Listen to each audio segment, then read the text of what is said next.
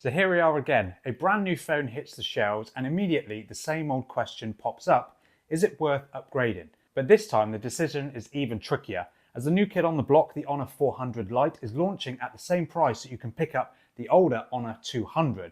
And these are two vastly different phones at the same price. Which one's actually better?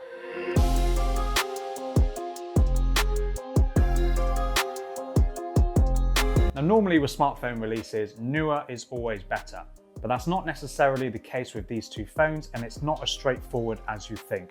I've spent a reasonable amount of time with both of these phones, so grab yourself a tea, a coffee, whatever keeps you focused for this in-depth conversation on whether you should pick one of these phones. And if you're interested in budget tech reviews and unboxings, a sub to the channel would be awesome.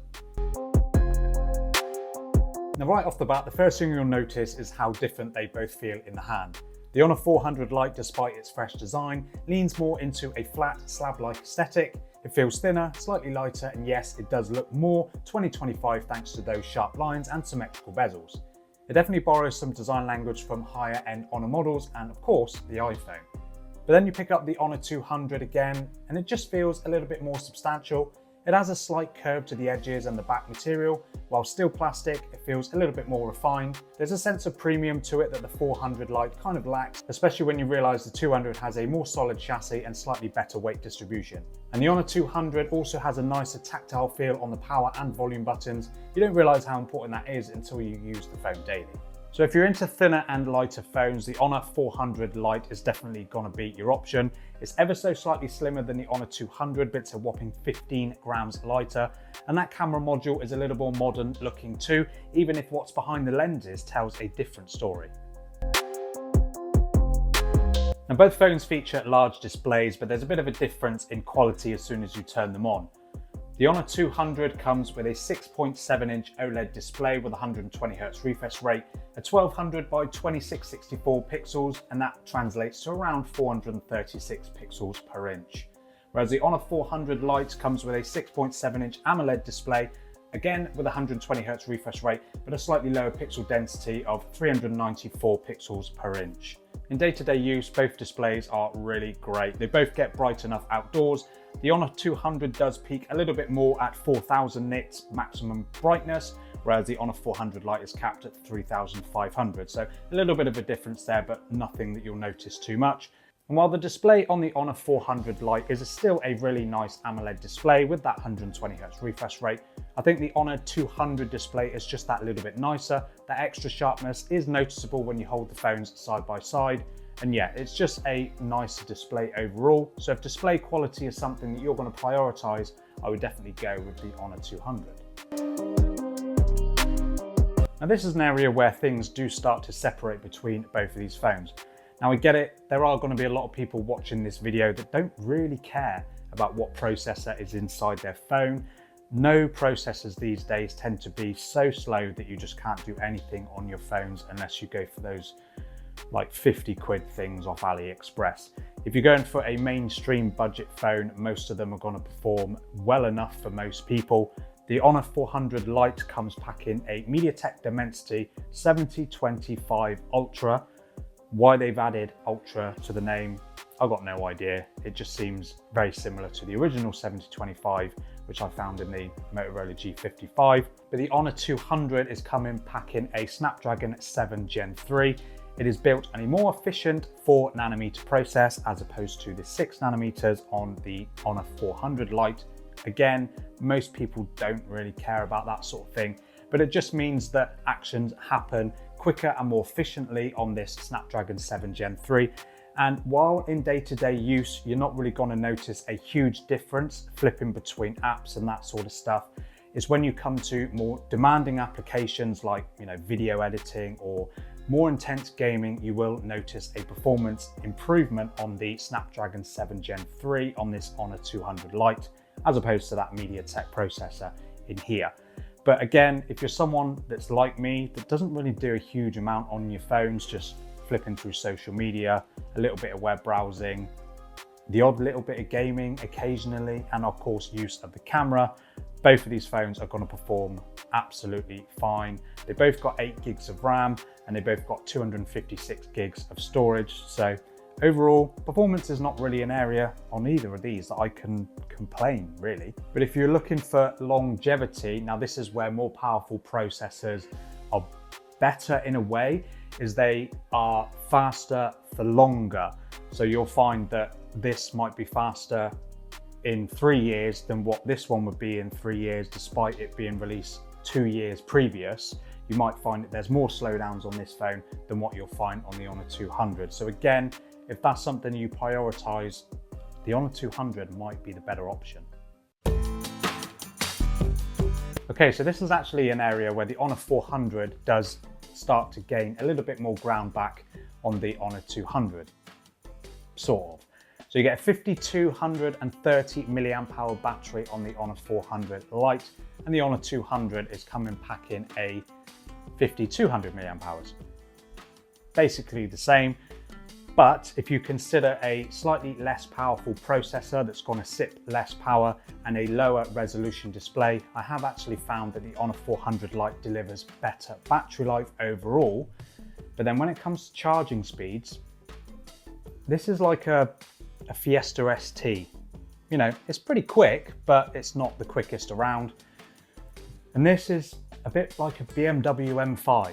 You know, 100-watt charging gets you 15 minutes, it gets you to like 80% or something like that. It's insanely fast against the 35 watts found on the Honor 400 Lite. So it's a bit of a balancing act. You get better battery life overall on the Honor 400 Lite, but if you want your phone to be charged up super quickly, the Honor 200 is going to be the better option. So it's whatever you prefer, really. Okay, so let's talk the rear cameras on both of these phones. Now this is often a deal breaker when you come to buying a budget phone. That's quite often the biggest area that they compromise on quality. So the Honor 400 has got a dual camera setup, and then you've got a triple camera setup on the Honor 200, but they are vastly different setups. So the Honor 200 has a 50 megapixel main camera with optical image stabilization, and that's backed with a 50 megapixel 2.5x telephoto camera and then a 12 megapixel f2.2 ultra wide. And that's a vastly improved camera system over the 108 megapixel main camera on the Honor 400 Lite, and that is just backed with a simple 5 megapixel ultra wide. Now, if you're talking daytime photos, both of these phones take really nice photos, natural color. There is a little bit of aggressive post-processing if you've got the AI mode on both of these phones, but overall there's some pretty nice photos, nice amounts of detail and all that sort of stuff as well. But then of course you get the flexibility with that Honor 200 with the 2.5x optical zoom, which is a really great quality camera as well and gets you some pretty decent results with that as well, and color doesn't deviate too much from the main camera. And then of course when you switch to the ultra wide, you get a vastly improved 12 megapixel camera over the 5 megapixels on the Honor 400 Lite.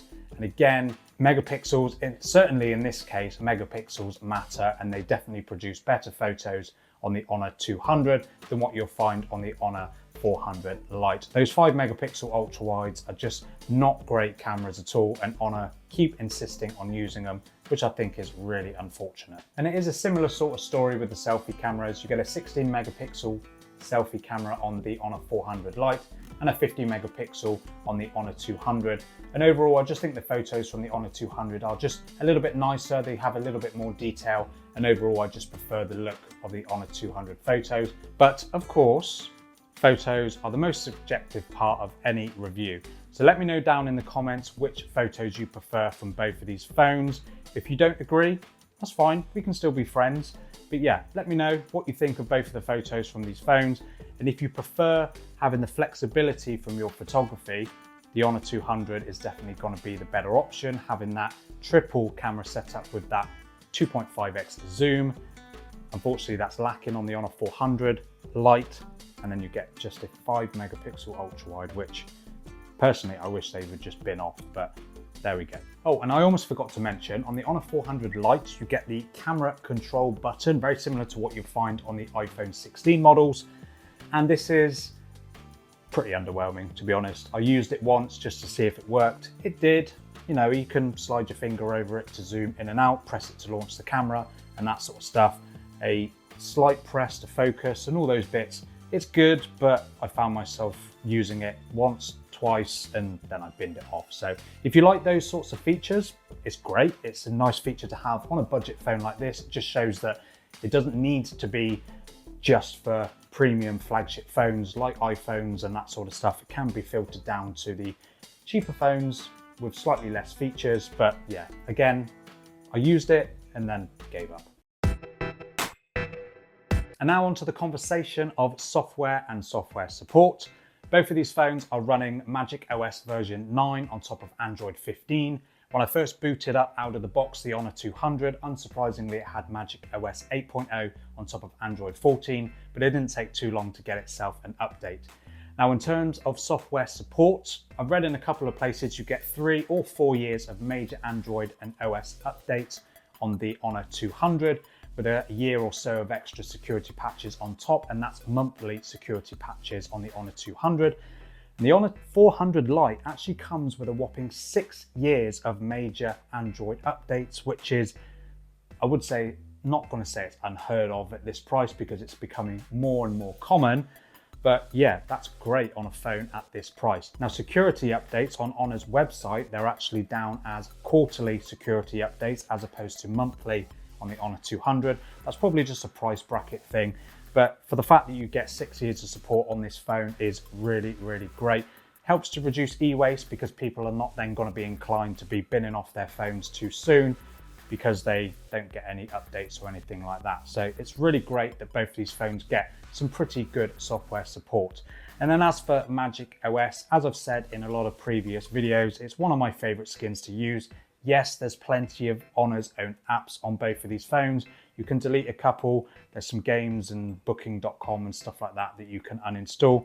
But overall, Magic OS is one of my favorite skins. There's plenty of customization options to make the phone really feel how you want it to feel. There isn't an app store out of the box. That's something that you've got to add. But yeah, again, overall, Magic OS is great. Magic OS, One UI and stock Android, I'm happy. And there's a couple of little extras on both of these phones that may sway you to picking one over the other. So both of these phones come with an in-display fingerprint scanner, which is fast and responsive. It's a nice upgrade over the one embedded into the power button on the previous Honor 200 Lite. You get IP65 ingress protection on the Honor 400 Lite, something that unfortunately was omitted from the Honor 200. You only get that on the Pro. You get stereo speakers on the Honor 200, but you just get a single bottom firing speaker on the Honor 400 Lite. And then just the usual things like better haptics on the Honor 200 as well. Just make it feel a little bit more premium. But overall, they're both really great devices. They've got a few key features that the other might not have. But yeah, that's just a few extras on both of these phones.